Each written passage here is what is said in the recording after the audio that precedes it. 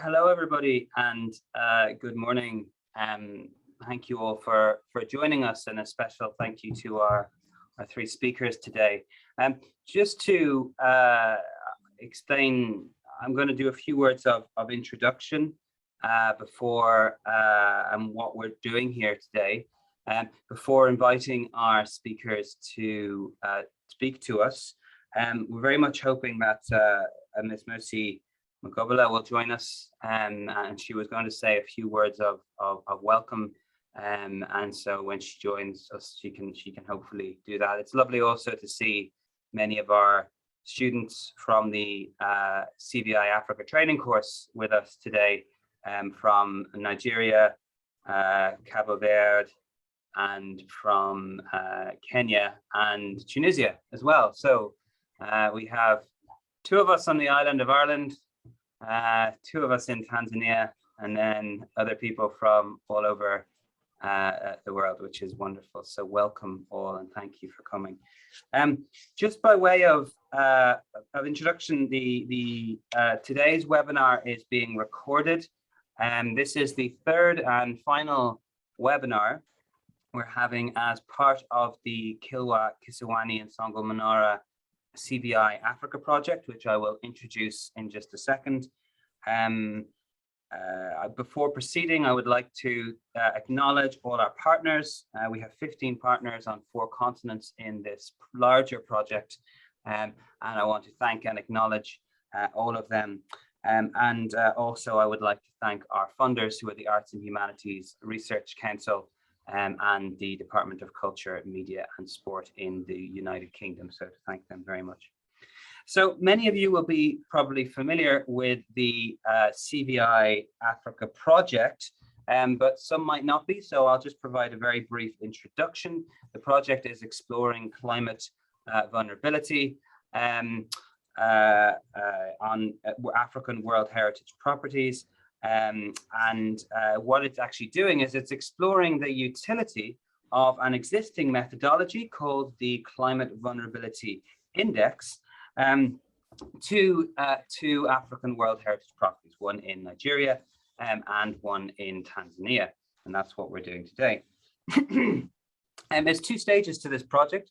The first is a training course in vulnerability assessment with 6 heritage professionals, and many of them are with us today. So hello and welcome. And the second step is the conduction of these 2 workshops. And the first workshop in Sukur Cultural Landscape in Nigeria was actually completed 2 weeks ago. And the second workshop is coming up in the middle of October, and will be held in Dar es Salaam in 2 weeks' time. And that is a very small consult process of a key group of stakeholders, because the travel is tricky for a wider group of that. But the CVI process is built on the premise that climate impacts to World Heritage properties are not just to their heritage values and their heritage fabric. There's also an impact to the wider communities and to the wider economies. And in order to understand that impact, we have to have a solid understanding in climate science. And so the preceding webinars for this Kilwa process have included a webinar focused on climate predictions, with presentations from in-country Tanzanian climate scientists, and also then in our last webinar, a focus on the heritage values, including the outstanding universal value of the property. This webinar then instead will focus on the social, economic aspects of the property, which is what our speakers are all experts in today and have published very widely on this topic.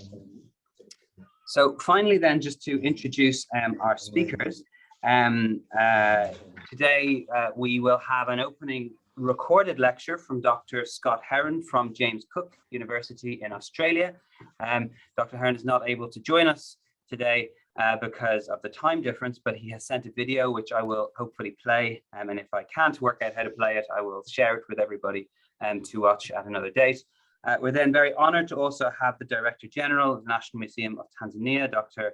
Nologa, Dr. Ichumbaki from the Department of Archaeology and Heritage Management, the University of Dar es Salaam, and then Mr. Stephen Medenge from the Tanzania Wildlife Management Authority, who are actually partners in our project with us. So it's very, very nice to have you all here. As always, there will be an opportunity for questions towards the end of the presentation. If there are connectivity issues, which sometimes there are, we might need to reorder the event as we go through, but it's always designed as being quite a relaxed event. So that's what I'm going to proceed with today. As more people join, I will just add them to the event. So we normally have the numbers of people at these events are between 7 and 10 people. So just to give an expectation of that. I will keep an eye out for some added people who will hopefully come.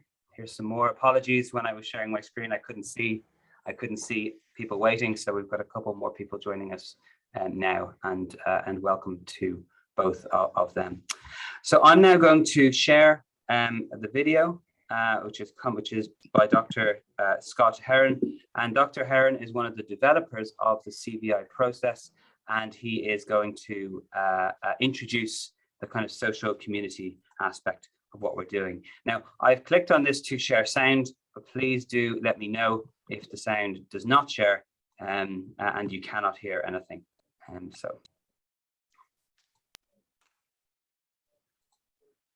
Hi, Scott Heron here for the next stage of the Climate Vulnerability Index assessment, which is looking at the community vulnerability.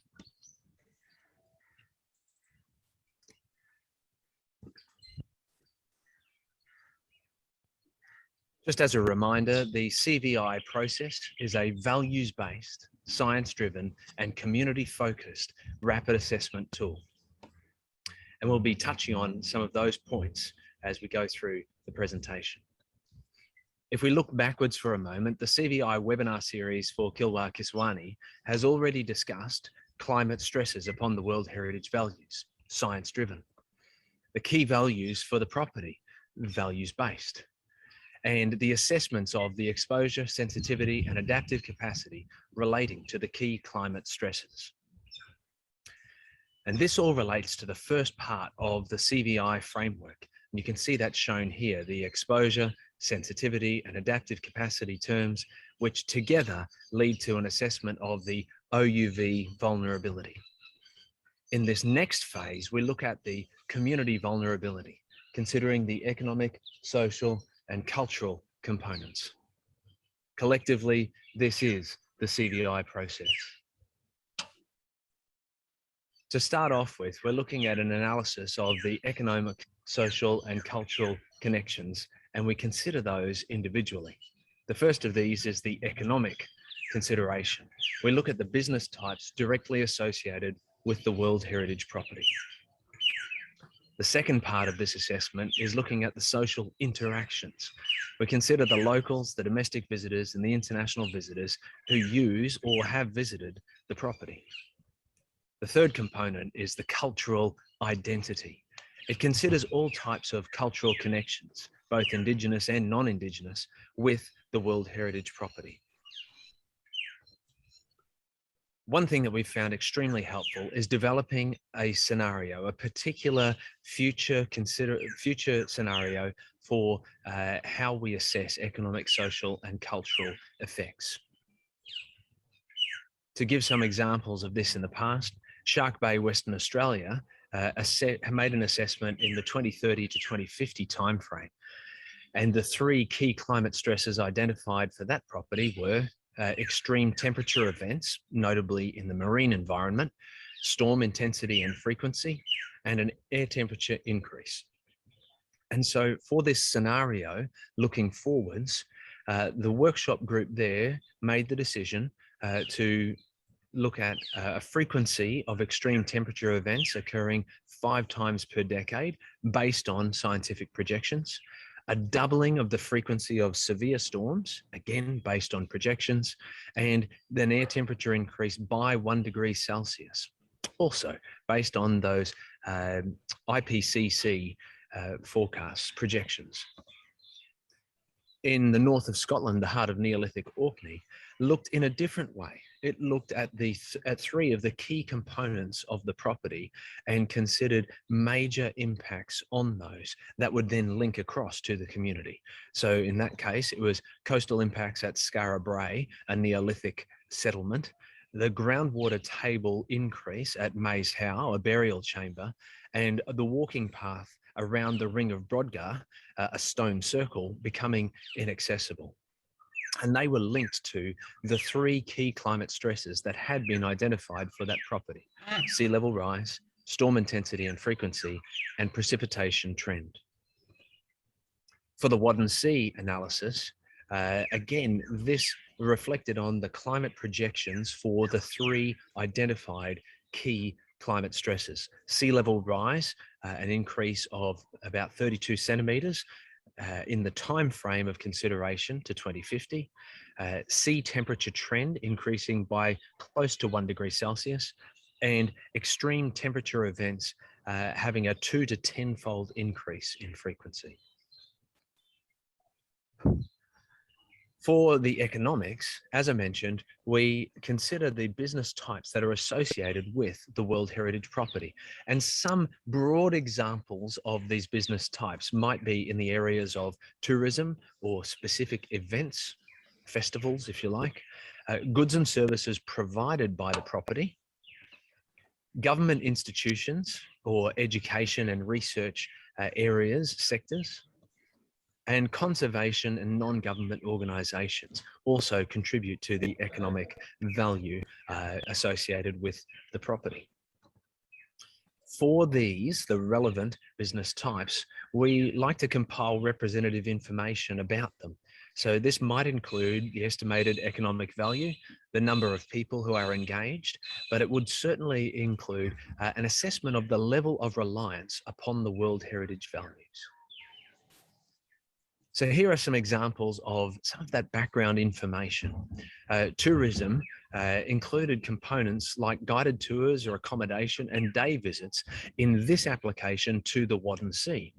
And there were some notes in there about the different values and different economic estimates that were provided. You'll see also there's a column graph here, which is considering, based on a number of contributions from workshop participants, how reliant this particular industry is upon the World Heritage values. And for tourism, it was considered to be of high reliance upon the World Heritage values.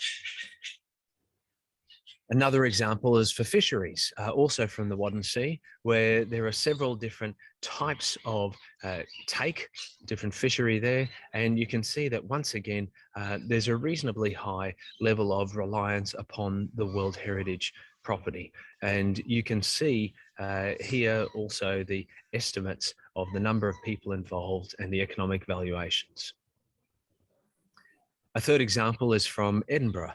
The old and new towns of Edinburgh World Heritage property, where events, including festivals, conferences and sporting events, was considered to be a business type that was closely related to the values of the World Heritage property.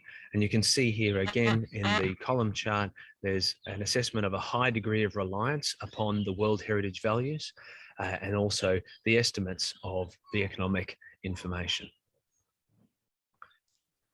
For Edinburgh, there were 8 different economic sectors that were selected, and you can see in these charts, some of which you've already seen, the range of reliance upon the World Heritage values. Tourism and events down the bottom end here, having the highest reliance, coming back to finance and legal business types not having a very high dependence upon the World Heritage values. And so this was an assessment made by a variety of workshop participants. The second of the ESC, or community vulnerability components, is social. And here again, we look at the locals, the domestic visitors and international visitors.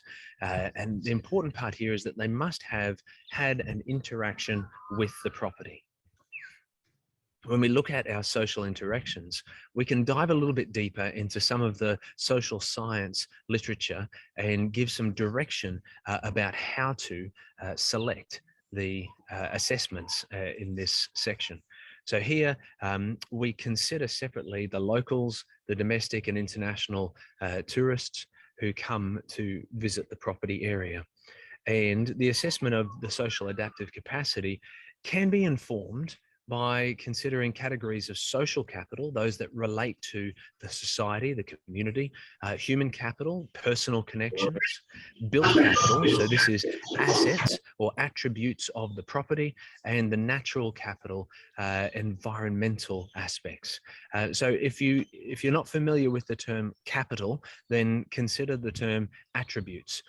So the attributes of society, the attributes of individual people, the demographics, attributes of the buildings, attributes of the environment.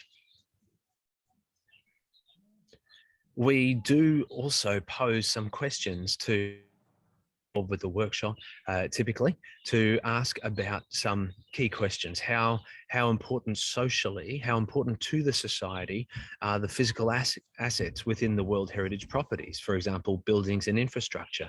And this links across to those built capital or built attribute aspects. And you can see the other questions here. How important socially is the property for collective health and lifestyle satisfaction? How important is the interaction with the natural environment? And how important are the cohesion of society or cooperative actions relating to the property? The final component of the community vulnerability assessment is the cultural connections. And as mentioned previously, this can be Indigenous or non-Indigenous, so longer history or more recent history. And again, we look at three different groups: locals, domestics, and internationals. However, because this is about identity, it doesn't actually require a physical use or a physical visit to the property. And that's an important distinction for this component. Cultural identity, as mentioned, doesn't need to have that. But again, looking at the social science literature, we can use these four different categories to help inform the CVI assessment in this area. So there are some aspects of culture that are environment focused. And you can see some examples there in the brackets. There are some that are very much people focused. They're related to the welfare of others. There's some aspects that we might consider are very self-focused in terms of identity, our self-interest, our own lifestyle, our own personal wealth. And there are some that we might consider as pleasure-focused. So these are intangible pleasures that could be derived through spiritual or aesthetic opportunities. Once again, we pose some questions to the workshop group and seek responses. And so here, for example, how important culturally, how important to identity is pride in the property or attachment to the place? How important is it for a person's own identity and self-interest? How important for the artistic, spiritual, aesthetic and cultural opportunities? And how important is the appreciation of the environment within the World Heritage property? And again, this is linking across to the cultural identity. So here you can see we have these three different areas: economic, social, and cultural. If I can, for a moment, give you one example to link across. There is a World Heritage property in the centre of Australia. It's centred around Uluru. Many people know that as Ayers Rock. But Uluru is a key part of Australian culture, of Australian identity. Now, the only time that I have visited Uluru was when I was a very small child. In fact, I spent the whole time in my grandmother's arms. So whilst I have, as an Australian, a cultural connection to this large rock in the middle of Australia, I do not have a social connection. I haven't interacted with the property, and I don't have any connection in that way. In terms of economics, there's also businesses that operate tours and examples there. for the economic section. So that's just one example of how these three different areas can be considered and linked together.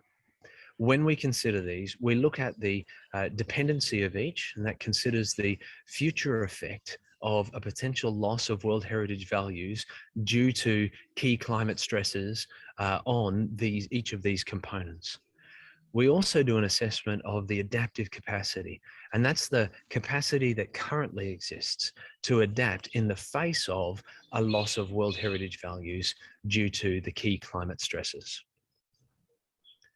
So once again, here is the entire CVI framework, and the pieces that we've been speaking about today have been the lower part of this, the economic, social, and cultural aspects that lead us to an assessment for the ESC dependency and the ESC adaptive capacity.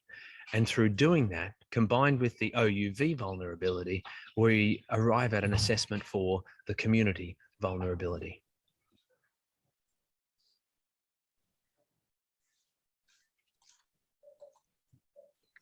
Wonderful. Well, I hope that played okay for everybody, and thank you to Scott for sending. Okay, hello everybody. Good morning. Excuse me. Most of you know me by now. My name is. We have a series of videos, and another one just went off in the background. So thank you very much, Scott. A few people have joined us, and so welcome. Mercy, lovely to see you. Would you be able to say a few words of welcome, and then I'd like to invite the director of the National Museum to give his presentation. Okay, thank you, William. Good afternoon, everyone. I'm Mercy Mbogela, Site Manager at the ruins of Kilwa Kisiwani and the ruins of Songo Mnara World Heritage Site. I'm very happy to meet with you all discussing about the climate issues.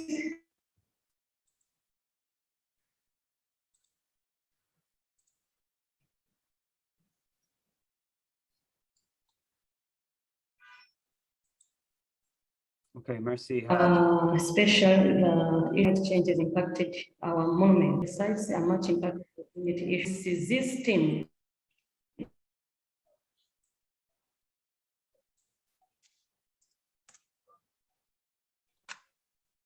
up with the mitigation measures, monument, our beautiful heritage sites. So thank you, everybody, and then let's continue with the discussion. Thank you, Mercy. Thank you, your line came in and out there, but we got your message very clearly about what we're hoping to achieve here. So thank you so much. If I could now invite Dr. Noel Sekulowoga to speak to us now and to give his presentation. Thank you for joining us, Dr. Luoga. Thank you. I'm uploading my slides. I believe you can see my slides. Yeah, we can see the slides, but not in presenter mode, just the slides. Brilliant. Perfect. Thank you. Well, I'm presenting socioeconomic values, and I'm so glad to be connected to you guys. CVI project is doing a great job, and I'm happy to be part of you guys.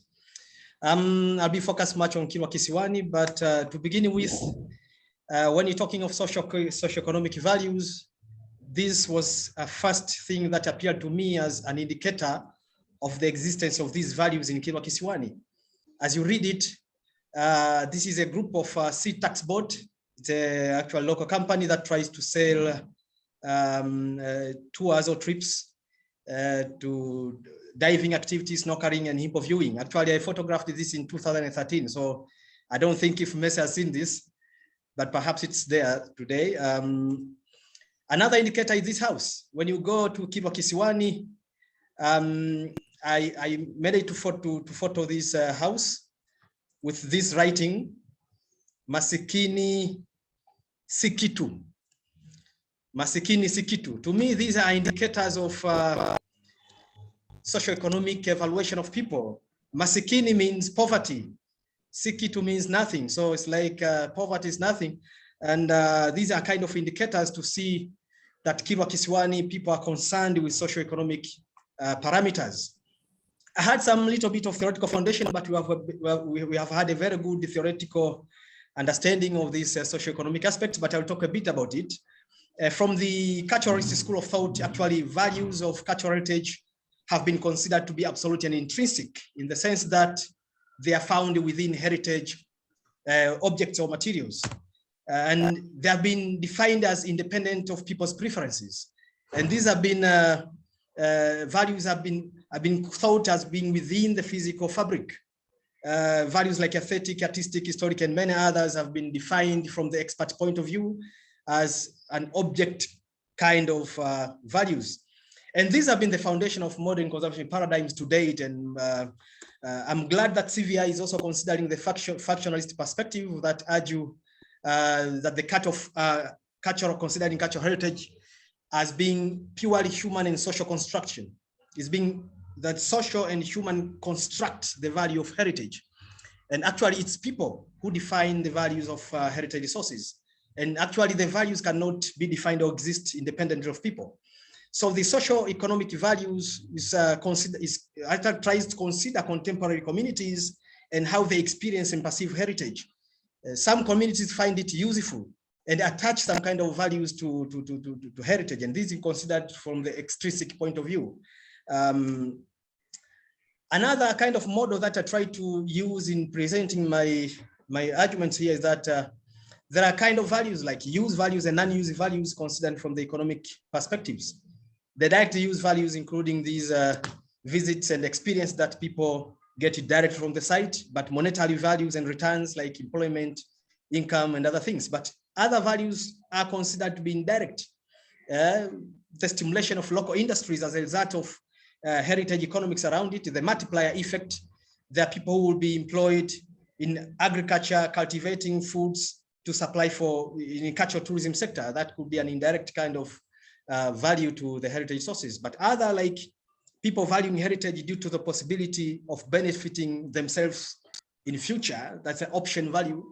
But also people would value heritage for the fact that it exists in their locality. There was a mere existence of this heritage is also considered as an important value. But also people valuing heritage from the fact that their descendants or others in the community will enjoy or benefit from it in future if they choose it. So this model has been raised by Throsby, Bruno, Stefan, and other scholars that have been contending about it. So I'll give some evidences from Kilwa Kisiwani. Yes, we know this has been a site, what is a site since 1981, and it has been under different custodians like Division of Antiquities and now Tower as a custodian, and it was in danger in 2004, but due to some efforts, conservation projects from various institutions like UNESCO, World Monument Fund, and others, it was removed in 2014 from that list. And some of the factors that led for it to become in a list of World Heritage in danger was the element of resident socioeconomic aspects that are still a challenge to date. And these are probably going to be highlighted in the future. To community, heritage place is a source of projects like conservation projects, tourism projects, and many other kind of projects that will bring some economic benefits to them. So, well, there are more than 1,000 people. That's important to know the population, but the current number may be more than 1,000 people. Houses are mostly of raw coral stones and cemented with soil or lime chalk, but also roofed with style poles and thatched palm leaves. And you can see this portrays the economic perspective of the site, that they use the site to obtain local materials or resources to construct their houses. But also there are some houses with cement bricks and corrugated iron sheets. And these, of course, are increasing and pose threat to the site, but also it portrays the economic inspiration of local communities out there. The site environment also offers construction materials, and though they are restricted because of these conservation regulations. But the composition of people is believed to have lived since 19th century, but also been interacting through or because of Indian Ocean trade, but also invasion of Portuguese, a visualization program that brought people from the mainland to Kilwa Kisiwani also brought about interaction and cultural exchange.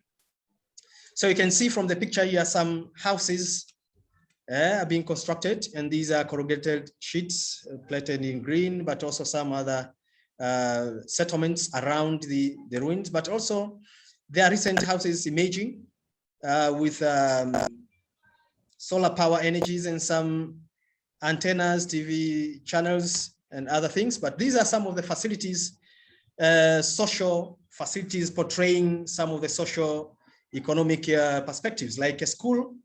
On your left, this is a madras school, but also this is primary school, and we also have some shops. I think this has already changed from colors and other development. And here we see some solar panels portraying that there are some infrastructures for electrical development. And you can see some of the water facilities. I think some of them have been upgraded recently, but these are some of the social facilities to show you a kind of economic perspectives that the community is in.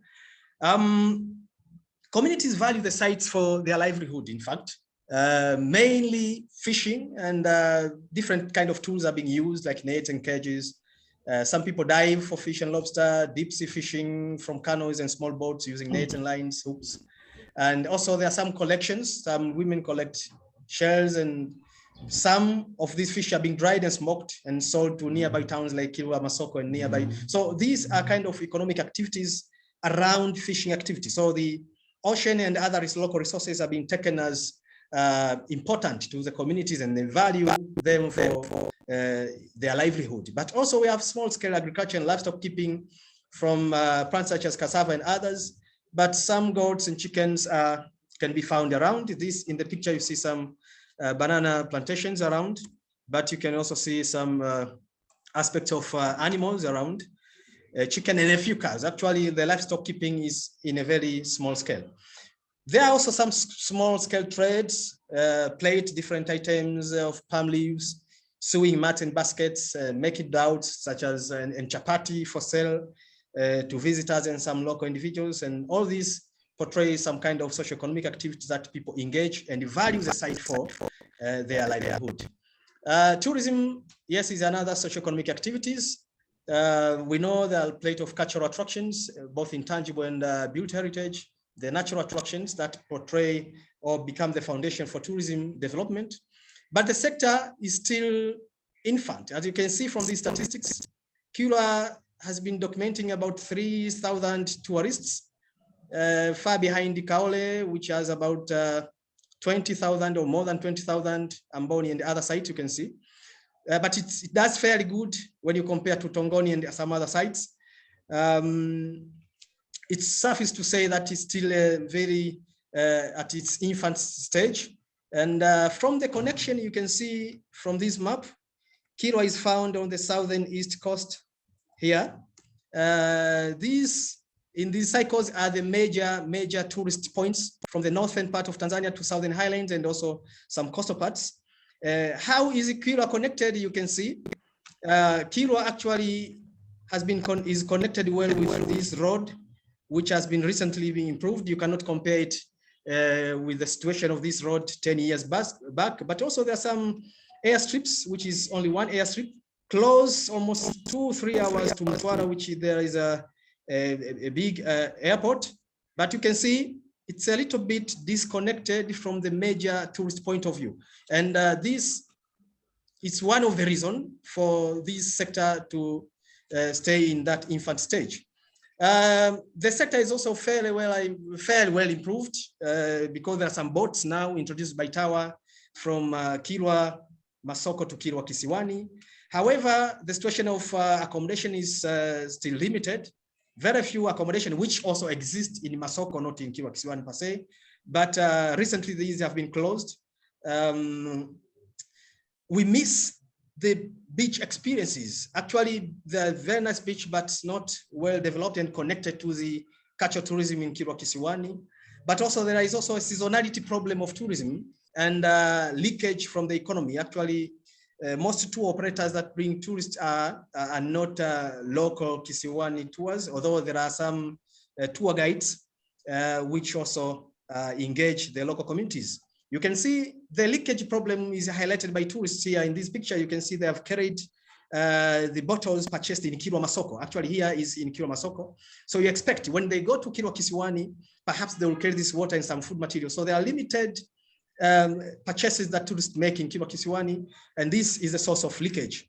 and also some limited multiplier effect to the tourism industry in Kilwa Kisiwani. So Kilwa is actually limited connected to the mainstream tourism sector of Tanzania, and some efforts are currently being taken to connect it well in terms of access and improvement of infrastructures, but this is in very low scale. Kilwa Kisiwani is being valued because it offers employment. There's some full-time employment to some local individuals, but mostly part-time in conservation activities. You see some people engaged in as masons or cleaners or stone cutters or helpers in restoration works in conservation activities. And during some periodic research activities, some individuals have been partly employed in excavation works and others, but also tourism is very seasonal. And in these seasonal tourism activities, we see some individuals who operate boats or motorcycles and sometimes sell foods and drinks, though on a seasonal basis. There are also some business opportunities and income. Actually, some people sell conservation materials to to these conservation projects, foods and drinks, and also tour guides. Local guides are also well employed, and you have very nice information sector, which is locally initiated. There are also some cultural products and handcraft being sold to tourism, but also the consistency is still limited because of seasonal nature of tourism businesses. There was a very good effort in 2006. The government helped the community and they initiated what we call Kilwa Cultural Center Initiative. But unfortunately, this does not exist today because of several factors that led it to die. And this was led by the community. It was actually community-based cultural center initiative. On the other hand, there's some income to the government that comes from the entry fees, and actually people pay, or international tourists pay like $18, and this goes directly to the central government, but also the government gets revenue from taxes. Some few accommodation and tourism operations that are conducted in Kisiwani, they pay tax to the government. And there are potentials for benefit sharing, actually. The government will perhaps share this benefit directly, but also currently there are some indirect benefit that goes to the community through businesses and income opportunities that I've just mentioned. And there are opportunities for inclusiveness in this sector. This on the picture is one of these initiatives, the Kilwa Cultural Center that I photographed it in 2013. Some of the remains indicating that there was a community-based cultural initiative to sell foods and drinks to tourists. I did a research in 2018 and published this paper, but it's actually talking on the dilemma that the socio-economic values pose to the current cultural heritage management sector today. And some of the findings were like communities see Kilwa as their settlement and expect some kind of settlement development as they still construct their houses. They need to obtain construction materials such as coral rugs. They need to construct toilets, which will involve digging and sometimes illegal digging actually.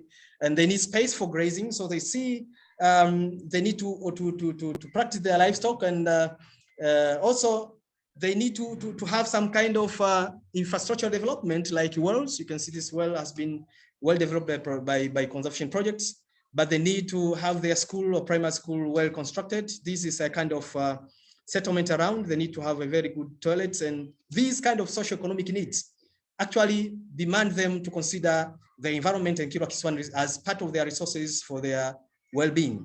But also issues to do with skills and education, actually, they consider opportunities for training, but also maintenance of their traditional knowledge and skills, like maintaining the skills associated with making of local boats, but also from the interaction that they incur with tourists, they actually some exchange of cultural values and special languages, local industries and craftsmanship, such as basket work, plating, sewing, woodwork, and pottery, including the boat making, is one of the socio-economic activities that are maintained through activities in Kisiwani.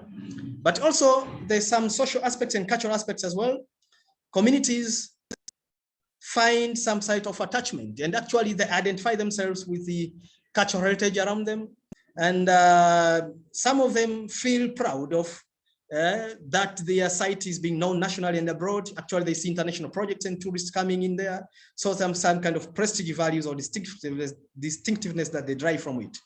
But also there are some traditional festivals and rituals that they conduct around these built heritage sites, and some such as marriages and rituals and they bring community together. And this is a social cohesion or unity value that they derive from Kilwa Kisiwani, but also the issue of social interaction and social capital brought together through some conservation projects. But also we know there is Kilwa Ruins Committee that the government bring together local communities to manage or to be part of the decision making, though it has some limitations.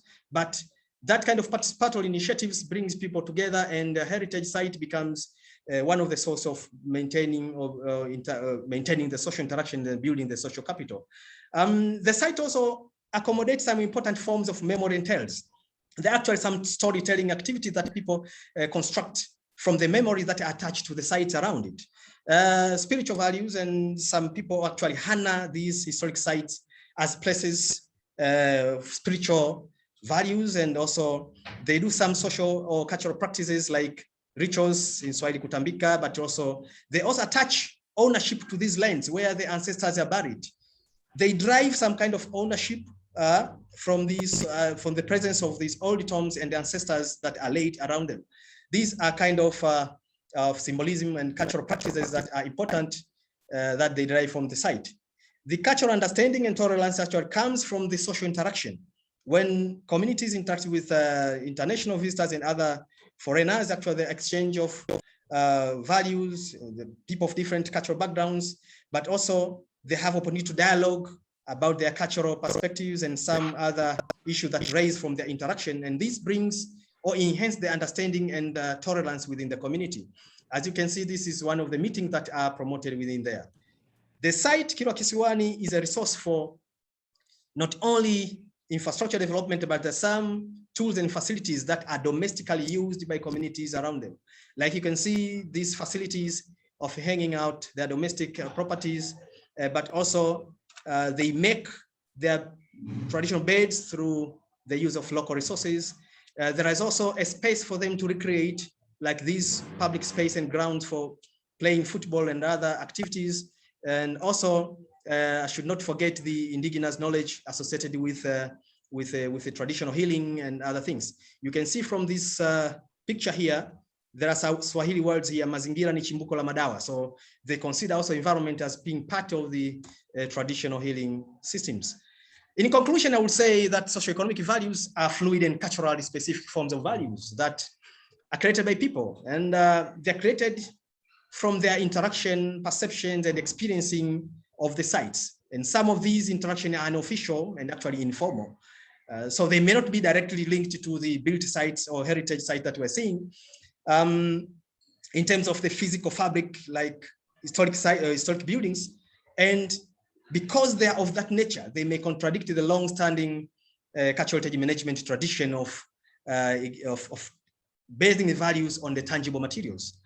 So although the main purpose of heritage actually is not to stimulate socioeconomic development, but it's important, and I agree with CVI that we need to acknowledge, appreciate, and also sometimes understanding them in detail and shape the socioeconomic development at the site without undermining the core mission of the heritage.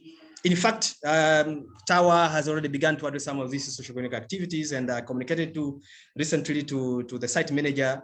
They are continuing with employing local communities, but also development of infrastructures, repairing of water facilities, the pathways, and some other activities, though some also impact assessments need to be done in this. I should wind up by saying that when we promote or when we enhance the socioeconomic factors of the destination by promoting tourism or engaging community in tourism employment, but also involving or enhancing the social psychological factors such as promoting positive attitudes toward conservation. This means communities do cost and benefit evaluation of the site.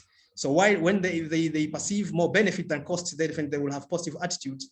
But also we enhance the people's affection that they have with the heritage sites, issue to do with social aspects and perceived control. Definitely these will promote people's intention to conserve, and definitely it will be manifested in their behavior. We should not also forget the heritage property usership. So the usership goes with utility variables of socioeconomic aspects. So this study confirmed that from the statistical point of view, there is direct relationship between these socioeconomic factors with conservation. Thank you for listening, and let me wind up here. Thank you very much. Dr. Loga, thank you for that really wonderful and incredibly thorough presentation. It's very interesting that up until this point, we have heard an awful lot about the climate impacts to the physical heritage values of the site. But the point I think you've made so clearly there is the intersection and interdependency and the fluidity of the values associated with that, which is exactly what we wanted to discuss today. So thank you so much for that wonderful presentation. As I said before, we'll hopefully have some time towards the end for some general discussion, and I'd like to acknowledge that a few other people have joined us in the interim, including Dr. Edward Pollard, who spoke at our last event. So welcome, welcome, Ted.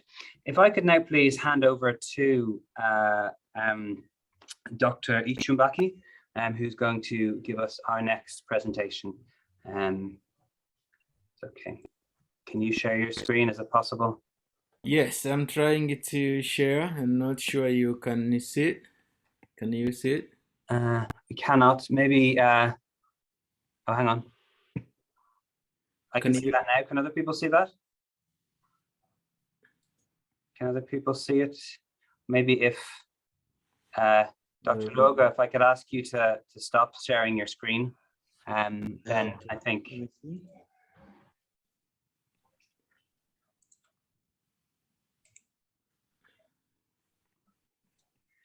Okay. Yes, I've paused it.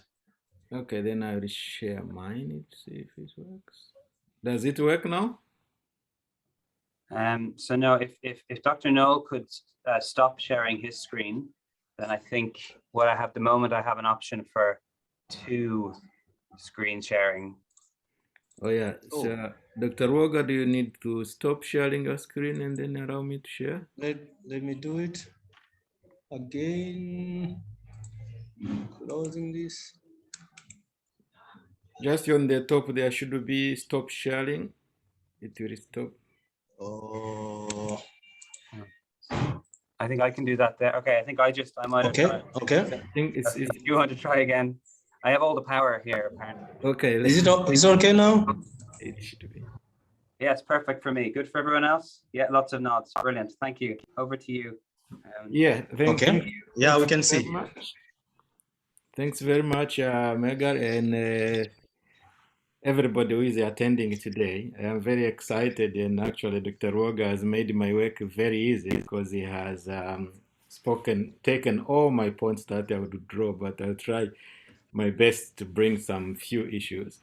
What you see here is actually the view of a part of Kilwa Kisiwani, which is Makutani Palace, and this picture is taken by myself as you approach the Kilwa through Makutani Palace. That is what you can easily see. But those ruins and monuments were extremely important during the 14th century, particularly in 1331, when this great traveler by the name of Ibn Battuta visited Kilwa, and he pointed out that Kilwa was one of the most prestigious city, one of the important town that he has visited during that particular time. And you can see this kind of reconstruction showing how Kilwa looked like, the way it was planned, the way buildings were built, and the way streets were looking like. This is not the reality, but it's some of the reconstruction on how this particular Kilwa city, Kilwa ruins looked like. And today we have these lots of monuments in ruined form. This is one of them. I am sure many of you know this, but this is a great mosque, which was built during the 13th century and then renovated or extended during the 14th century. And it remained one of the major mosques until recently when new infrastructures were introduced in the north. But by the time, this was the most luxurious and probably most beautiful mosque. And you have this other small mosque, the small domed mosque, which is very close to the great mosque, but you can see Makutani Palace further in front. Currently, this is a different outlook, but this photo is some 3 years ago. there are lots of changes that has happened in terms of developments, which makes the site much more useful and much more accessible. This is another monument that you will see, remains of Usuni Kubwa, which is one of the 14th century building, and it's quite exciting, which was more or less the trading center of that particular time, where traders from more or less across the globe were coming to this particular area to do trading and do other activities. And it was so fantastic, such that there are people who say there was a swimming pool like this one here, and they say there were various rooms which could host some sort of parallel sessions in terms of meetings and business.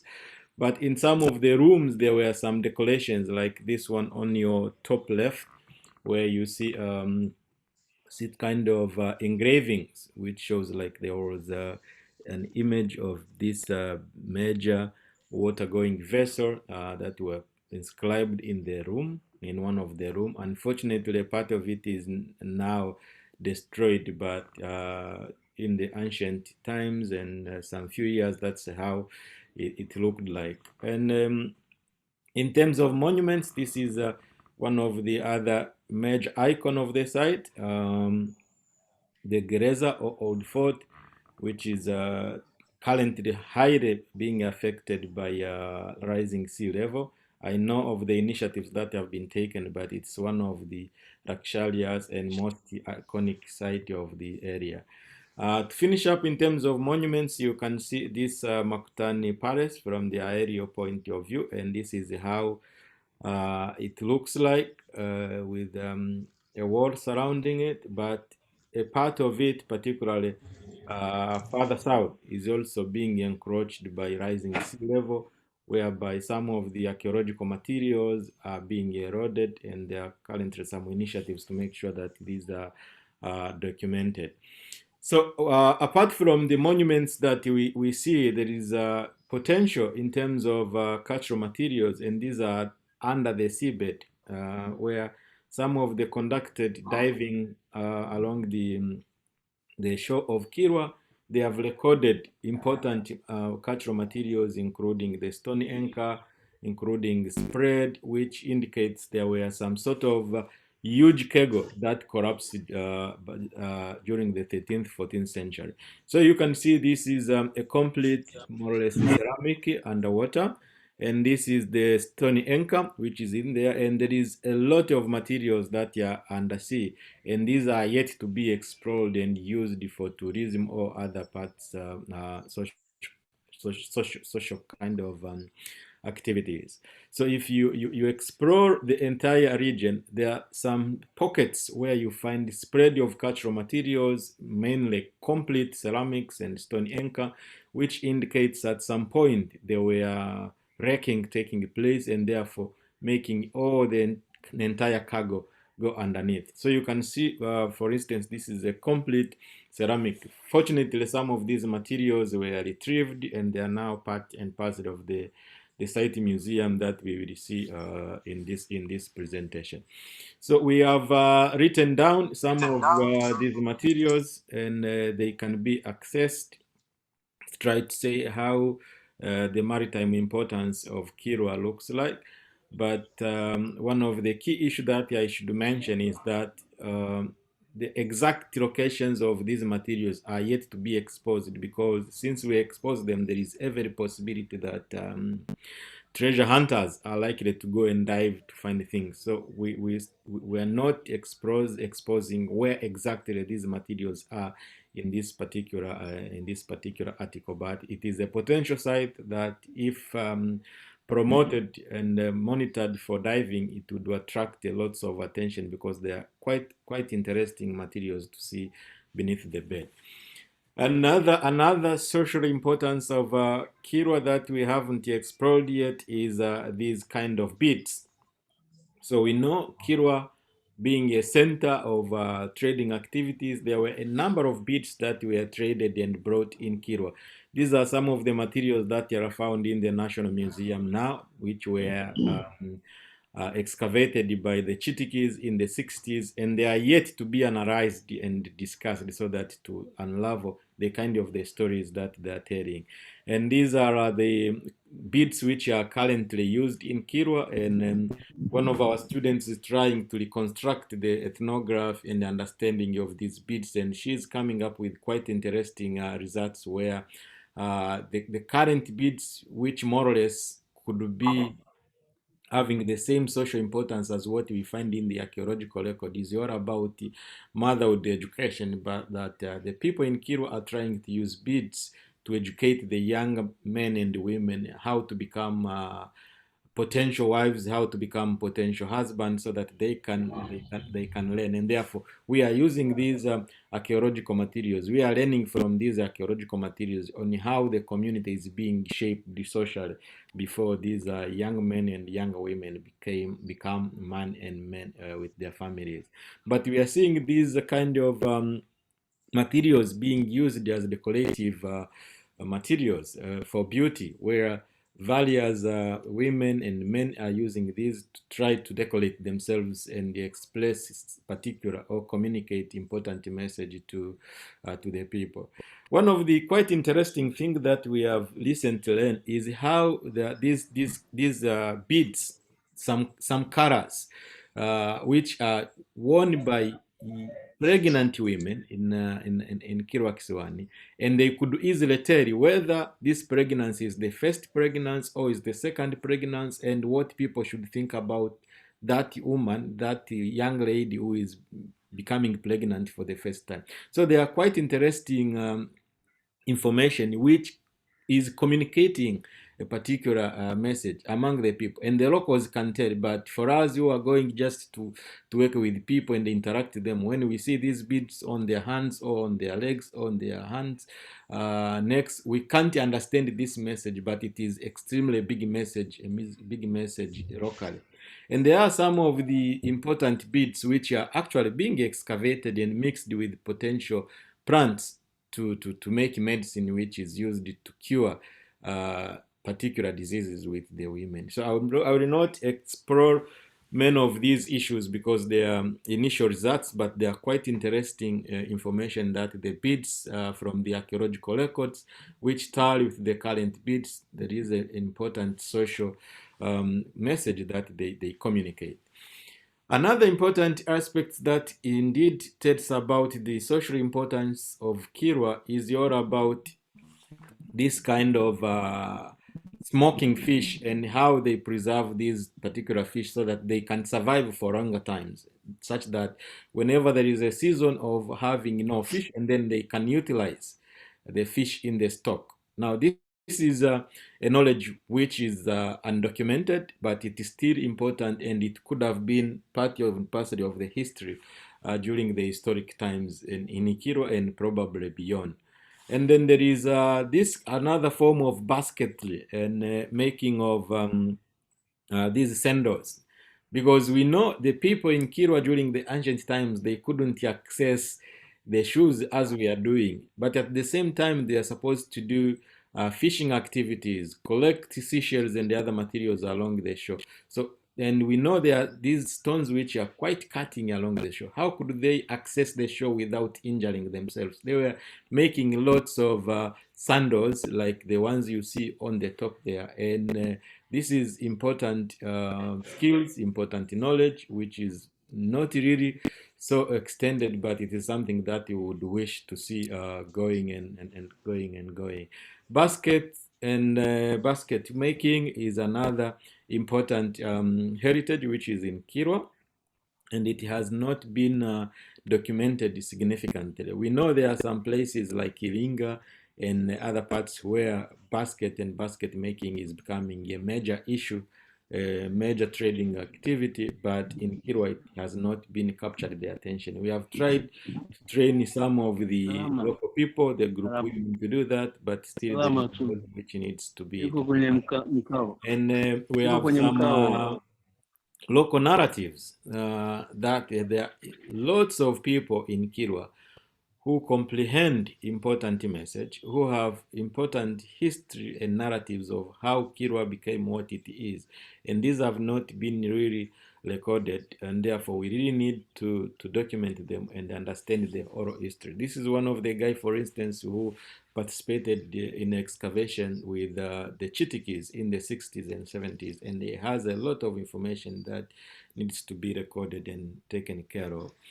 Now, I should point one important issue that in order to capture the social importance and economic importance of Kilwa, we shouldn't look Kilwa on its own. We shouldn't focus on Kilwa Kisiwani, but we should consider how Kilwa links up with the other nearby places like Songo, Mnara, like Kipatimo, Kivinje, and some of other places. For instance, there are quite a lot of narratives which link Kilwa and Kiswere, Kilwa and Kipatimo. And actually, many of the residents of Kilwa go to Kiswere and Kipatimo to visit what they call their heritage, their real heritage, and not these monuments that we see in Kilwa Kisiwani. So some of the intangible heritage that we find in Kilwa, Kipatimo, and the Kiswere, they are very much related and they are connected to the people. And actually, the people in Kilwa, they do many of the times go to Kilwa Kivinje and Kiswere to do their spiritual practices, and not the ones in Kilwa Kisiwani that many people may know. So this is some of the important point I want to make, that we really need to go beyond what we see in Kilwa Kisiwani and see how the people in Kilwa Kisiwani and Songo Mnara are connected with the other stuffs in the past. So I must probably point out few points that Kilwa is indeed socially, historically, and ecologically important because it was at the heart of, and it controlled significant maritime trade and the routes from the Gulf, India, and other parts of the Southeast Asia. They were part and parcel of this kind of hegemony where glass, ceramics, and spices, where they were being imported at the same time exporting ivory, mangrove, pearls, animal skins, and the rest. But Kilwa maintained this through its Muslim sultanates as well as organized bureaucracies. And this is actually what a Moroccan traveler, Ibn Battuta, documents when he visits a site in the 14th century, recording some of the civilizations that he had never seen in other parts of the world.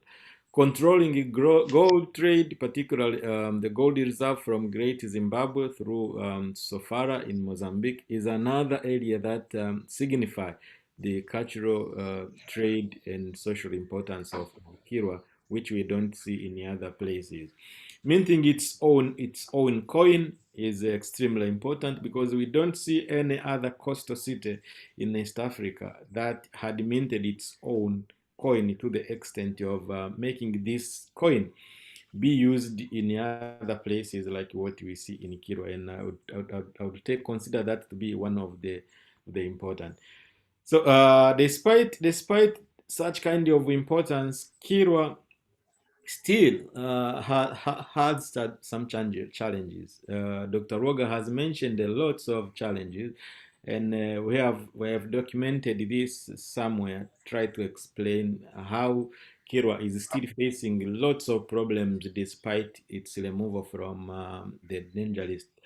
For instance, one of the challenges that existed and it has recently been resolved is the missing of people to get to know the Kilwa in its totality, because they can get narratives from the people, they can see the monuments, but they have been missing a total, complete cultural sequence of Kilwa and how this has developed over time.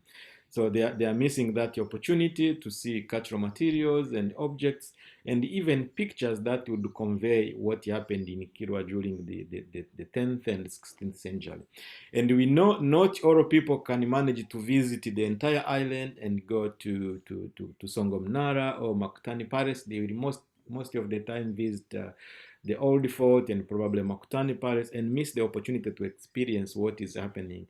And that was the case because previously there were no a center or a museum where people could come and see the beads, see the coins, various ceramics, and some of the materials that were part and parcel of Kilwa hegemonic powers during that time. So at least we have now resolved that by establishing a site museum that I will speak a bit later. And there has been extremely desire to make sure that the importance of Kilwa spread not only among the academics, but it goes beyond the power. We know lots of publications have been done in Kilwa, and there are lots of books and images on internet, in libraries and such kind of things. But to the general community of Tanzania, and particularly the younger youth who cannot access academic publications that we write, they remained ignorant of what is happening. And it was quite impressive that my colleagues, Claudia, who is also joining us from Edinburgh, where he's in quarantine, waiting to go and join her PhD at the University of St. Andrews, collaborated to produce a song which has become popular, and we now have over 50,000 views online, and it's covering key issues about the site importance, the problems facing the site, but contributions the local people can make to make sure that the site becomes one of the important. And this song has gained popularity such that even some of the big officials from the government and retired colleagues in the United Republic of Tanzania have been able to watch this song and at least understand what is happening in the case. For instance, on the top left, that is the government chemist, who is one of the important guy in the government, but did not know about this particular site and could now spend some time to listen to the song and what is happening. And then top right, you can see the retired president of Tanzania, Jakaya Kikwete, trying to hear some stories about the site and what is happening, and also having some time to watch the song and capture the message. And he actually promised that he will find time in his schedule to visit this important particular site. And you can see the bottom left, that's one of the minister in Tanzania. He was the Minister of Foreign Affairs. When we talked to him about the importance of site, he actually requested that we take the CD and other things to him so that he can promote them when he was a Minister for Foreign Affairs. And we can see the other one, bottom right, that is the governor of Bank of Tanzania, was also very quite interesting. And they were all saying they had never heard of such important site, and they were wondering why many of the people are knowledgeable about like the pyramids of Egypt, but they are not aware of such important sites in Tanzania. And therefore, this indicates that some strategies to promote and make the sites known through music is one of the important scenario. We could not end in that, but you could see this is one of the UNESCO meetings in Paris, where delegates from across the world meeting for a particular meeting. They could play some of the songs that we have created, including the Kilwa, trying to tell what is happening. So you could see somewhere here, this is Claudia, and this is one of the songs that we have promoted, including Kilwa, and therefore making our sites and how engaging of youth could become one of the tools to make sure that we communicate the social importance of sites, but we also make sure that the general public becomes aware, and even if they cannot access some of the academic publications, but they could get access to these songs. And because they are now spending much of their time with the earphones, whether they are on the bus or they are elsewhere, they could at least, among other things, do that. And this was extremely important for Kilwa, because even the local radio has initiated a program they call Kilwa Yet, and they can speak and hear about the importance of Kilwa and how it should be. So maybe a little bit of this site museum, which we have established, and we are very glad that this happened because of COVID-19. It wasn't by plan that we are going to put up a museum, but it was an outcome of COVID-19 that I had some grant to bring African scholars to a meeting in Africa to discuss issues of heritage. But by the time we had planned this workshop to bring about 30 people, COVID-19 happened, and there were quite a lot of travel restrictions, so it was impossible so far. So what to do with the money? I requested for the permission now to utilize the money to put up a museum at Kilwa where the meeting was to take place. And gladly, the University of St. Andrews that had supported our project accepted, and this is part of the museum we put in. And I am very happy that Messi, the site manager of Kilwa, helped to supervise the activities that we see. And what we are seeing here is the outcome of our tireless commitment to the site and making sure that we have the outcome, which is quite clear. So in the site, we have this museum, which was co-created with the local people, because it wasn't only our own ideas to see, we want this in the museum, we want this in the museum. But some of the graduate students from the University of Dar es Salaam spent some months in the village trying to talk with the people, what exactly they want in the museum, how should they, the museum be run, and such kind of things. So we had created this, and they are saying, karibu katika makumbusho yetu, furahia yaliyomo, which means welcome into our museum and enjoy the exhibits. That was the slogan that we put up, and we are very glad that that museum continues to operate well. So within that museum, we have quite a lot of images that try to indicate this social importance of Kilwa, including some of the monuments and what one can see there, but we are also trying to tell the climate change impacts, and particularly the rising sea level and how it destroys some of the archaeological importance materials and the monuments that are on the shore. So this is one of the room, and these are the materials that you could see in there. And you can see some pictures and how they are mounted, and so some people have the opportunity to go and see the site. This is another room where we have some of the materials that try to indicate the maritime potential of Kilwa, and you can see some of the objects that we were able to bring them at least from some few places to where these people cannot manage to visit the site can access. So here, for instance, we have this broken stone anchor, which we should be struggling to join, but it is right in here at the entrance, and nearby you have a picture which shows the other stone anchor, which is still underwater, and it's intact. So once you get in there, this room was almost in bad condition, but we managed to restore it, and one of the antiquity staff helped to do the entire way to make sure that we are doing things based on the plans and ethics that are provided by the government of Tanzania. So in that particular room, you will see some of the materials that we retrieved from the seabed in the point that I mentioned earlier and that we have published. And these materials have attracted the attention. So I should mention out that by doing this, some of the local people were actually coming out and saying they also have some of the materials which they retrieved from the seabed, and they thought they were capturing fish, but they realized when they brought them up, they realized they were complete ceramics, and some of these materials were donated, and we have some in this museum that I am mentioning about.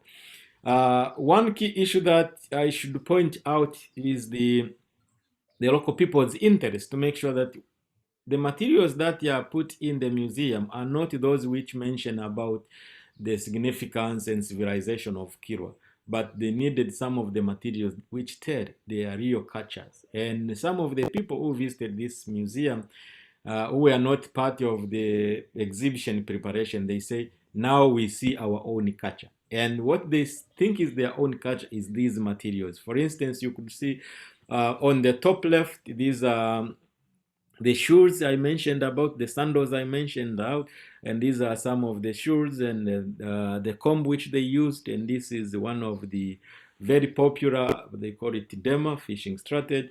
These are different vessels which they use to get water from their wells.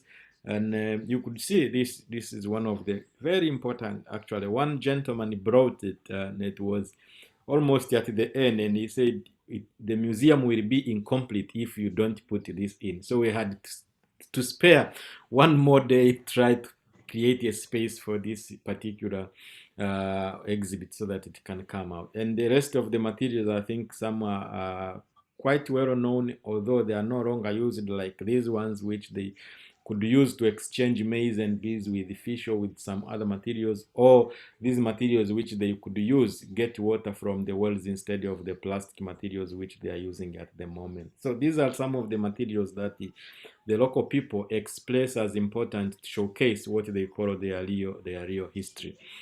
Now, in making these cultural materials and making the social values of Kilwa be of benefits to the local people, we have engaged women. So we created a women association, which is Waumaki. Waumaki is wanawake utamaduni na magofu Kisiwani, which means women, arts and ruins in Kilwa Kisiwani.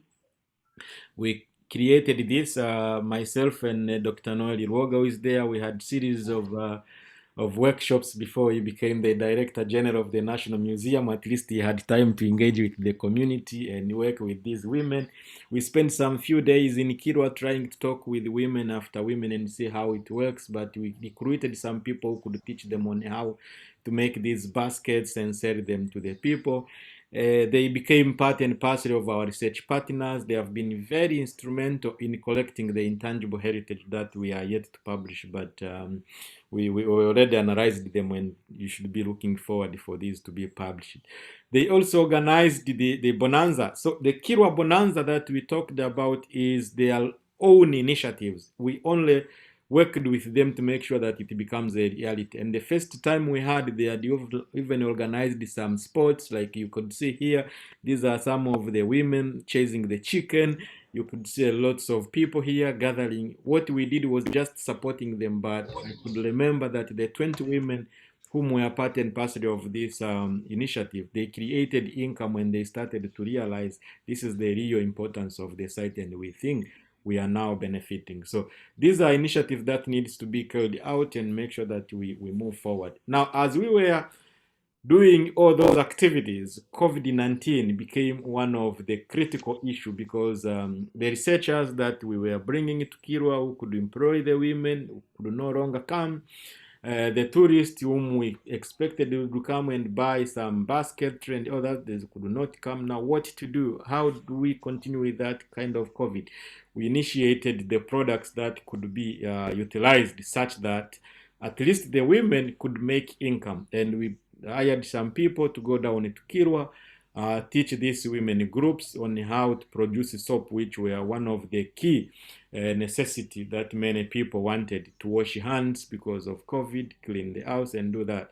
And so this soap is called the Magofu. Magofu means ruins. So at least now we have this product, and it continues to be promoted, and some people are making it, which is extremely one of the important, we think, Kilwa and the people can benefit and continue to benefit. So with that particular note, I should thank you very much for listening.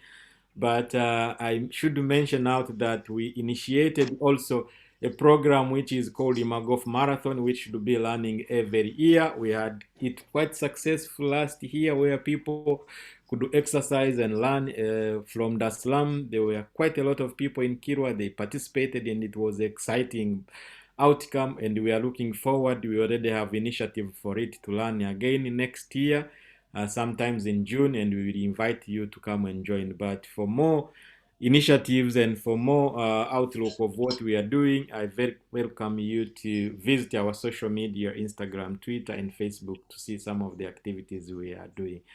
I thank you for listening, and on that note, I get back to you, Megan. Thanks.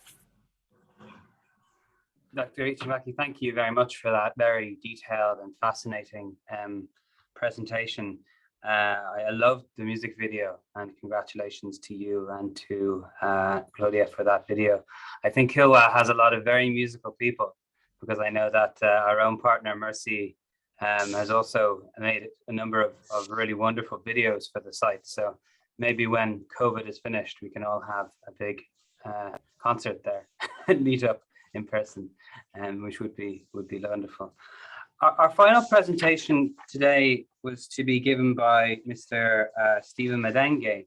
Now he joined us earlier, but I know he was having difficulties with his connection. So maybe I could ask whether, while we wait to see if he's able to join us again, whether or not anybody has any questions or any observations for either our speakers or for the group in general.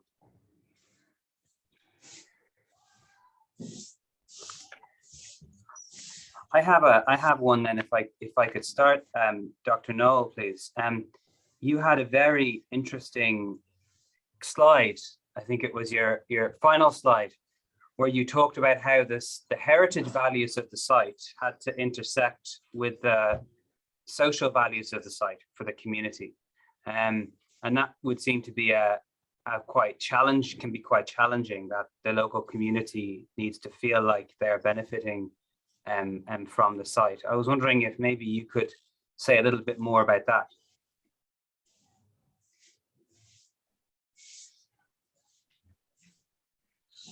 Sorry, can you please repeat?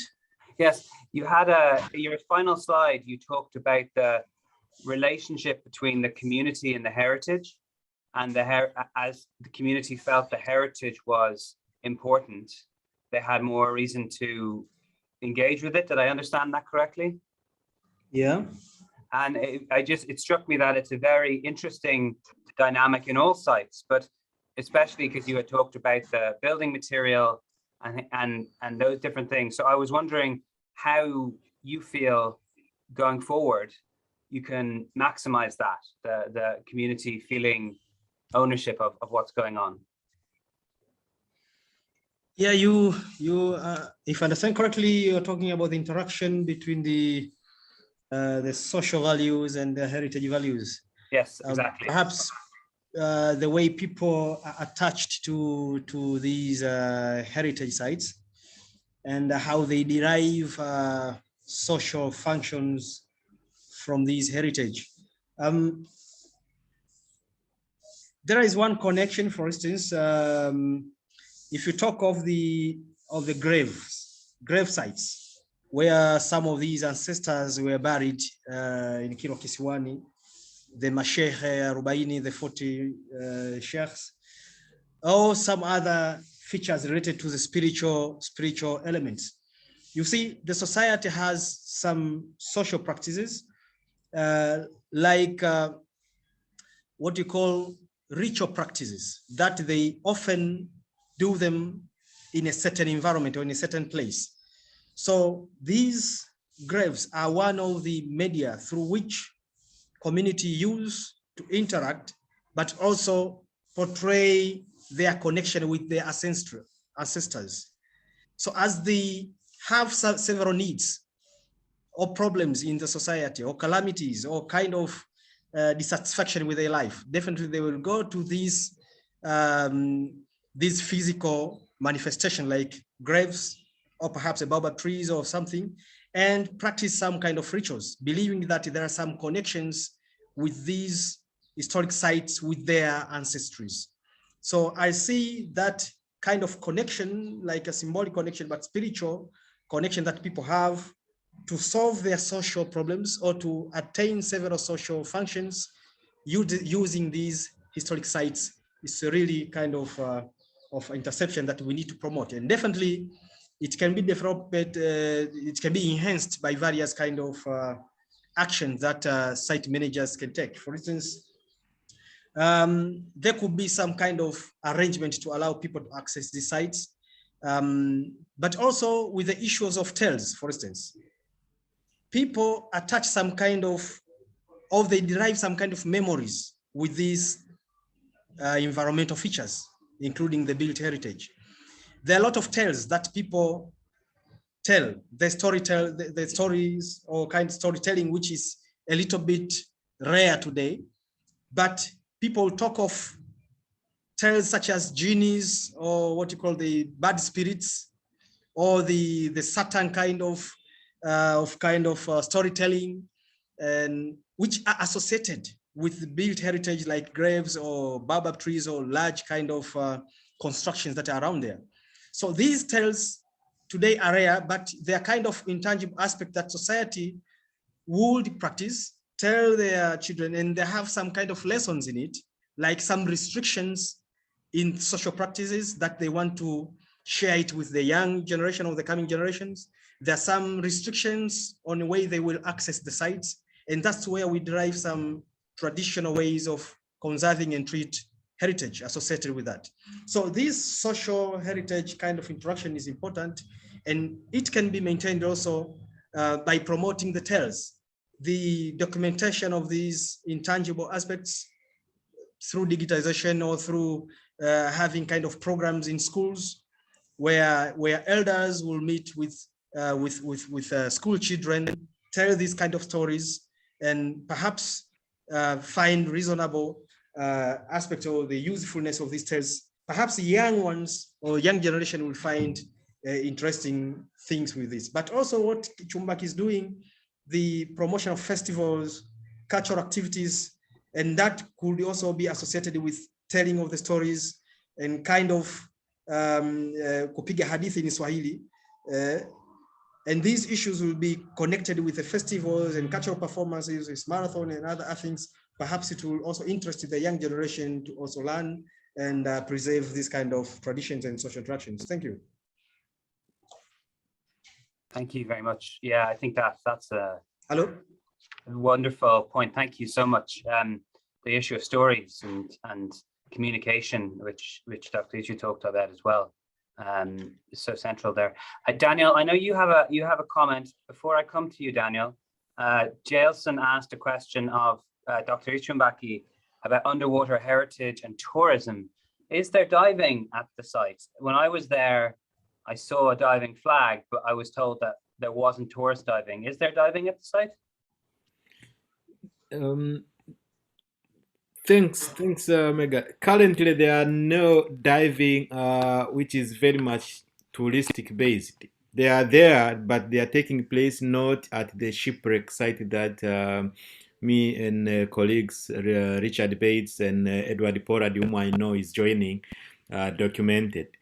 But there are quite exciting few localities which diving could take place and people could experience some of the complete archaeological materials that I mentioned. There is almost over 100, probably 50-meter square with spread of the cultural materials, including complete ceramics, decorated and undecorated, imported and not imported, which are quite there.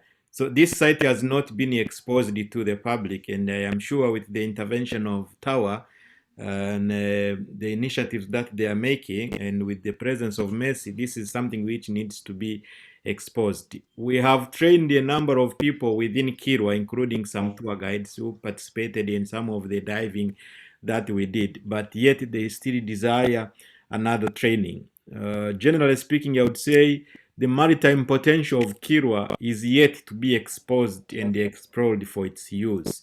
For instance, we know there is farther south, the Jiwe Rajahazi, which the local people link it with an attack to the island, and there is quite a lot of narratives. And along that Jiwe Rajahazi, we documented quite ceramics which indicate this site was one of the shipwreck area, and it is an important area. But yet, all these kind of narratives are yet to be exposed to the general public so that they can know. And even tourists could be making tours to this particular site and see some of these materials.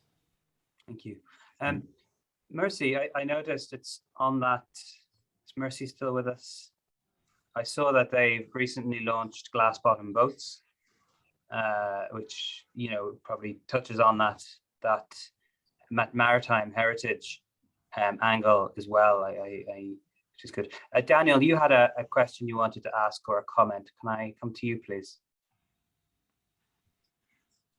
Good morning here from Nigeria. I'm Daniel Ishaya from National Commission for the Social Movement. I'm a site manager here and one of the 6 African. Daniel, sorry to interrupt you. Your line is very crackly. I can't hear you very clearly. I don't know whether it's like the connection might be crackling or something. Do you want to try again? I think he might be having two two vessels using either phone and the computer. You may probably need to turn off one and use only one. Yeah. Okay, let me turn my phone. you are right. Okay, can you hear me now? Can you hear me? It's still quite crackly. I have switched off my phone. Is it okay now? Okay, try it maybe, yes, slowly. Yes, please. No? Okay, I just want to compliment the effort of Dr. Ikumbaki for this wonderful presentation. I also want to comment on the issue of the bees as a social markers for the people of Kilwa Kisiwani. Actually, I personally have engaged in one of the research on the bees, and I've also once engaged with Mingai on the issues of bees. Here in Nigeria, we have so many attributes attached to bees, especially one, it has aside the aesthetic, it also have religious and spiritual meanings, and it also have so much sexual gratification attached to them. And on our recent, it was discovered that women have resort to be using of beads on their waists, on their hands, and other places as part of their beauty decoration, and also as I said, for sexual gratifications. And we also culturally, I also understand that after my research that these beads control women's menstrual cycles. And in the olden days, women have at least 3 different kinds of beads here that they wear. The ones that signals you that you don't touch them because they are in their menstrual cycle. The one that tells you that they are now ready, and the one that tells you that they are ovulating. So I think if you people will improve on the beads exhibition, I think it will be wonderful. Thank you very much. Thank you, Daniel. I think your line was still quite tricky, but I think the comparison between the beads in Nigeria and Kilwa, that sounds like quite a good future project. So it's quite a good actually. Some of the beads we showcased, I excavated these with Edward Pollard, who is quite here. And here in Dublin, I am accompanied with one student who is doing beads and doing some analysis to see whether the chemical composition and of those beads and other uses are similar with what we see with the other beads. But what Daniel is saying is quite potential, and we haven't explored these beads. And actually, from the archaeological point of view, we now know that beads were not very much imported, as we have learned in various books. From the same Nigeria, we see Barbarella documenting several sites where beads were actually being produced locally and distributed in the other parts of Nigeria. That would be the case in South Africa. That would be the case in Tanzania. More research is needed to try to explain what is it. And some of the points that is pointing out, actually, they are the same. The uses are more or less the same across the continent, where we see if it's all about women, it's all about communication, if it's all about symbol, they are more or less the same across the continent. And this is something that we really need to point forward and make it an African agenda to learn of what was happening in the past. Thank you very much. Fatma, yes, can I come to you? And then I see that Ed Pollard has a question too. So Fatma, if I ask you first, and then we can come to Ed's question about local interpretation. I was wondering about the fact that most of the presentation showed that there was a lot of reliance on the environment for the social and economic activities, including construction and fishing and everything. And that we are focusing a lot on climate change and its impact. Whether the two speakers can give us some insight whether there's any changes observed or that have come about, maybe changes in construction material, changes in fishing strategies, or changes in some of these environment dependent activities that may have come about due to the impact of climate change?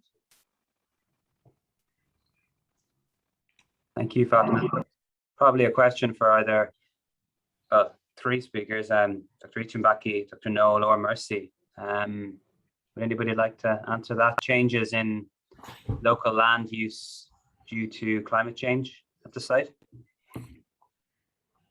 Yes, yes, I can start probably pointing few of the things, and then my colleagues may continue.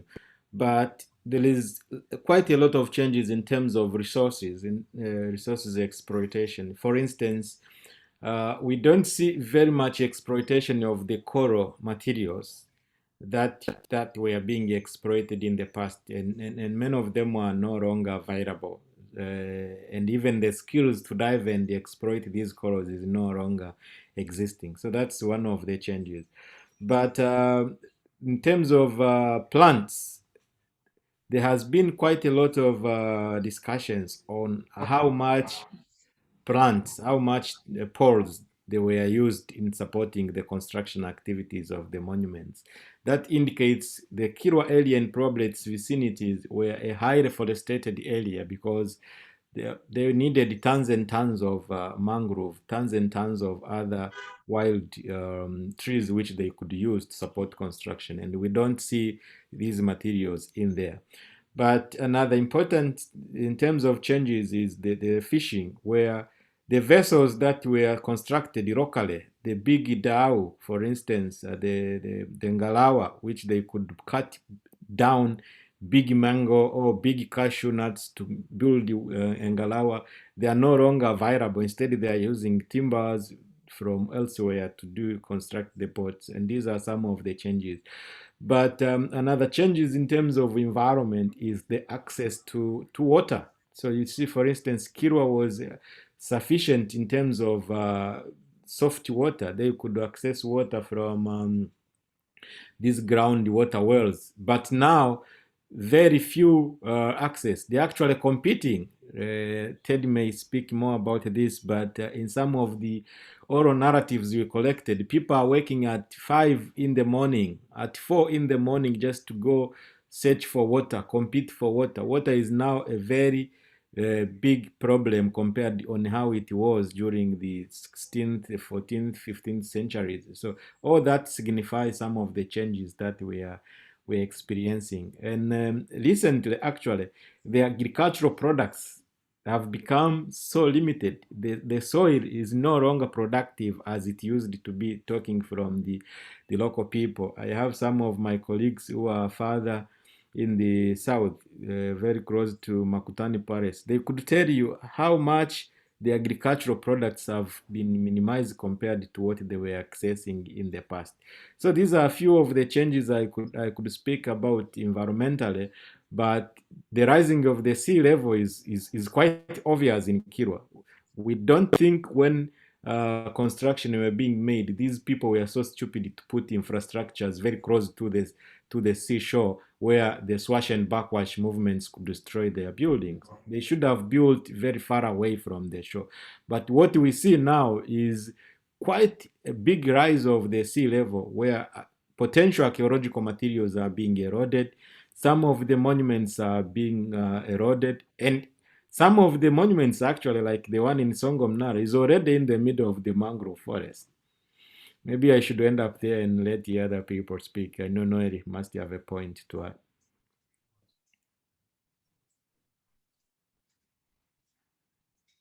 Yeah, I may add one point. Chumbak said about the agricultural changes in, for instance, types of crops that are being processed. Yes, now we are seeing, for instance, in the past they used to also cultivate sorghum and other products, but now more of cassava and other species that survives during drought or prolonged drought. But also I see the changes in the social organization, the way they organize themselves. During the good conditions, definitely women will spend much on the domestic works, but also farming activities, but now they also spend much time on the sea. And sometimes they go and collect these shells and other things, but also going to sell fishes out of the Kisiwani town to Kilwa Masoko and other places. This is because of the reason of the climate change, especially the prolonged drought and the extreme drought that is ongoing there. Women have to now spend much time on these socioeconomic activity that they never used to spend much. And that has implication to some of the social arrangement and phenomena that are within the society. But also, when you look at the crafting industry, the handcraft production that depended on some of these materials that used to be readily available during the past. But now, because of the limited availability of these resources, definitely the quality of the handcraft products that they make, but also the number of these products, the limited crafting industry actually is being more limited with less economic benefits. So I may contribute that for now. Thank you. Thank you. That's really fascinating. When we had the climate impacts webinar, there was a lot of focus on rising sea levels and erosion, but the impacts report also brought up the drought. And I think that's interesting, you know, to think of the two impacts. So thank you very much. Ed, Dr. Pollard had a question for Dr. Ichumaki on, Ed, you're there. Do you want to ask or comment? Yeah, I can ask that. Thank you. Hello, everyone. Yeah, I was very interested because Dr. Ichumaki and I have been working on the anchors there around Kilwa, and haven't got to see the museum as yet. So it's very keen to see that it was quite prominently there near the entrance. And I saw how the local people as well also kind of valued the anchor in the past, but they previously had always been kind of recorded as the Sultan's bedpost, and was their local view of it. And so I kind of wondered, is that interpretation still, is that good? Is the local people's interpretation, that's why it goes back to what Dr. Noel as well was talking about, you know, on the prestige value. And is their interpretation prominent as well as the archaeologists? And do the local people then, do they value it more because of the archaeologists' view, or from their own local interpretation? Yeah, thanks very much, Ted, Eduardo, for that. Actually, the exciting thing is like they are not interpreting the stony anchor as a stony anchor as we did. I'm not sure, Noel, if you go back to your slide, you showed this bed. If you can show it again, and then I would probably come back. That bed that you showed. Okay, let me try. So let me share my screen. Yes.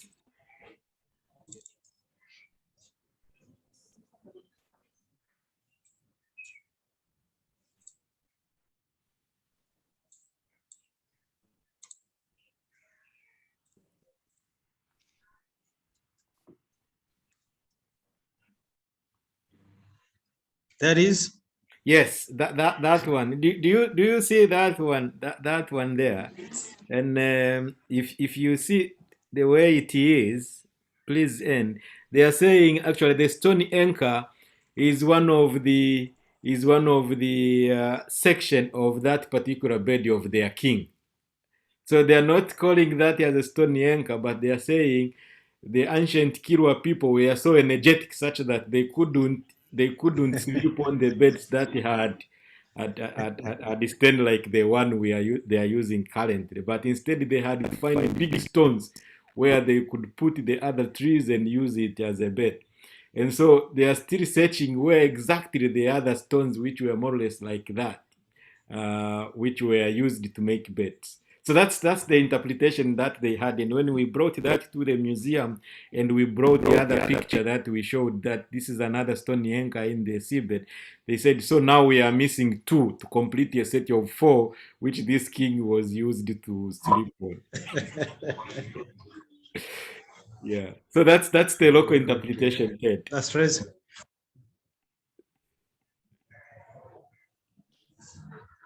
Wonderful, thank you. Does anyone else have any thoughts or questions? It's been an incredibly interesting and stimulating 2 hours, so thank you very much.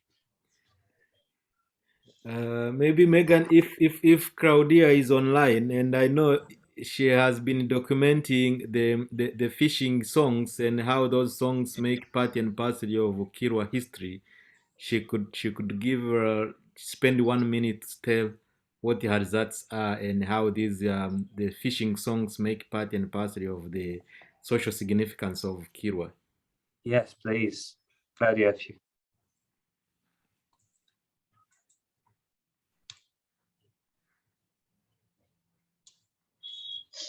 Hello. So my name is Claudia, and I'm Dr. Chumbak's student, and currently I'm in a quarantine in Edinburgh, waiting to start my PhD studies in St. Andrews. So yeah, in my master's, I researched on Kilwa Kisiwani fishing songs, and this is because I'm a musician, so I really wanted to look on the songs that the people in Kilwa Kisiwani, specifically fishermen, do sing as they participate in fishing. And I was doing this as the part of trying to conserve our heritage, not only on the other parts, but also in music or in music aspects. And my research, or the result that I got from this is, first, these songs are part and parcel of Kilwa Kisiwani people. They do appreciate these songs, they respect them, and to them it's more than songs to them. It's like something that they live on to it each and every day. The impact their social lives, the kind of message that those songs carries, they mean a lot to them. Yeah, so they sing a lot. They sing about fishing, they sing about marriage life, they sing about kind of girls that fishermen would wish to marry, but also they also sing about advisors. They advise younger fishermen at what time to go to fish, and also in weather forecasting, like, you know, which is the best time to go to fish and all that. But now the setback is that as the days goes by, these songs disappear, and one of the reasons that these songs disappear, it's because of the modernization. Younger generation try to see like singing this kind of songs, it's a bit of old stuff. So they usually go to fishing with their speakers. You know, like I have mine here, I always travel with it everywhere I go. So they go with their speakers in boats and all that. So with these speakers, Bluetooth speakers, they forget to sing the fishing songs. So they try to sing other songs like bongo flavor and other popular songs.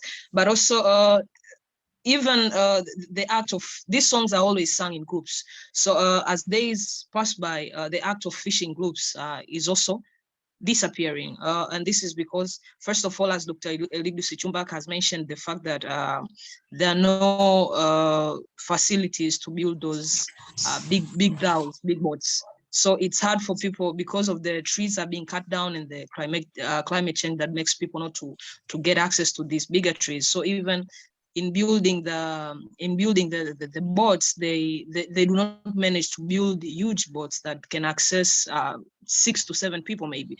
So people are just building small boats, and with small boats there's no group fishing. I mean, there's no group fishing, and if there's no group fishing, means there's no singing in fishing.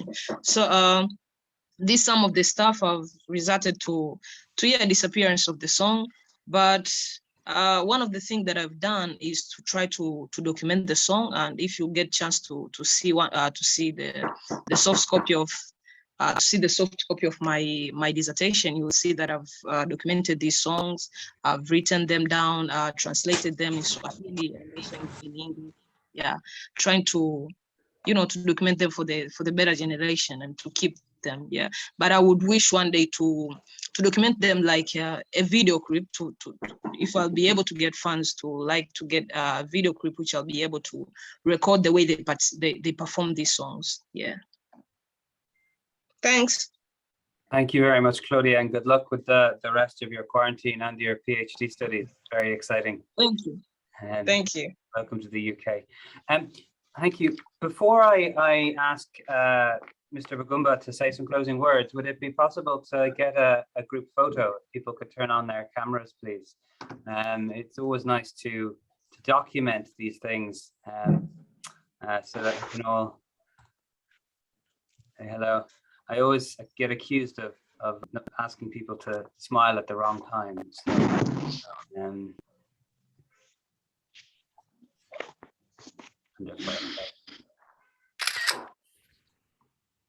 Okay, brilliant. Thank you very much, everybody. That's fabulous. Mr. Bagumba, hello, nice to see you. Could I ask you if you wouldn't mind saying a few words in closing? And what I will then do is we've recorded this and we will make it available to everybody online so that people can go back and watch it again if they would like to. Okay, thank you, Megari.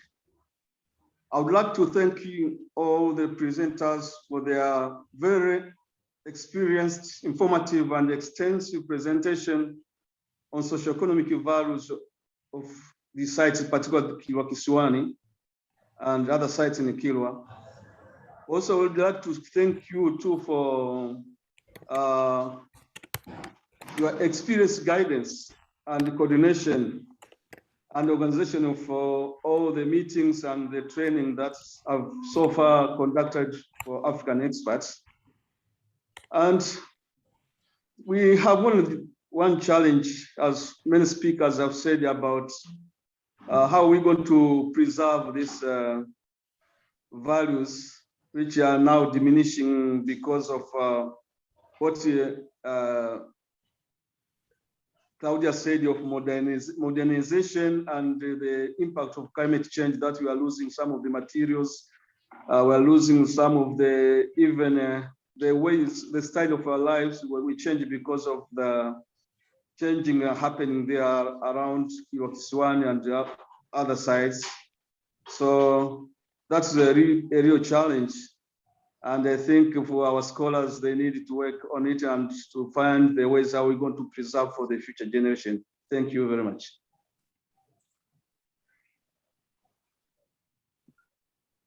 Thank you, everybody. Goodbye. Nice to see you all.